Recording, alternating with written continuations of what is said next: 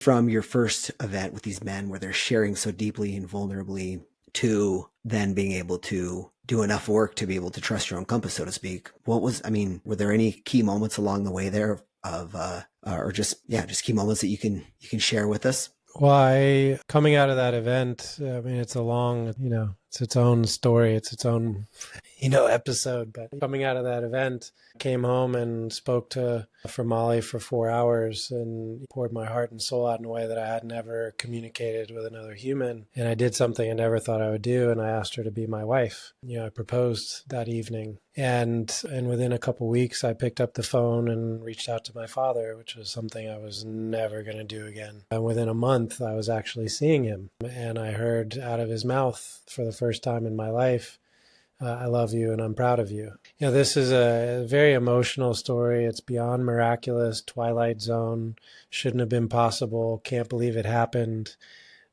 changed my life type, event. So I'm not really doing justice to that just, for today and where we are in the conversation. But I pointed out as an example, proposing to Molly, reconciling with my father, sharing a moment of love with him, true unconditional love for the first time in our lives, almost 40 years into that relationship. Those were major things that happened almost immediately on the heels of me being in that room and attending that event, feeling emotions and having permission to be real in a way that I'd never been given permission to be real. So those were very real. And I knew it was the right place. And then I went into a forgetting and a tailspin as my father passed away unexpectedly about 2 weeks after we had that miraculous reconciliation and sharing of unconditional love. And with him passing away, I went into a tailspin, depression and just back to the old vices and all the old outlooks and perspectives and fuck this and fuck the program and fuck emotions and,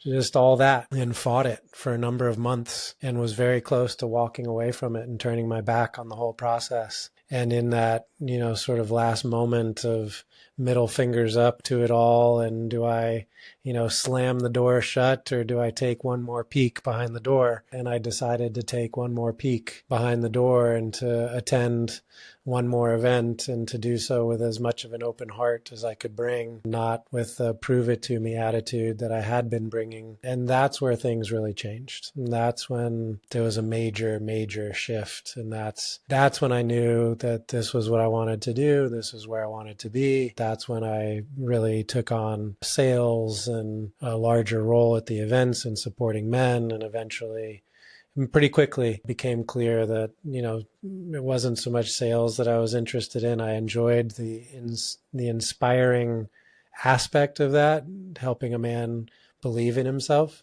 invest in himself, invest time and energy. Of course, money was part of that investment, but more so to inspire them to invest time and effort and belief in themselves. That I really enjoyed.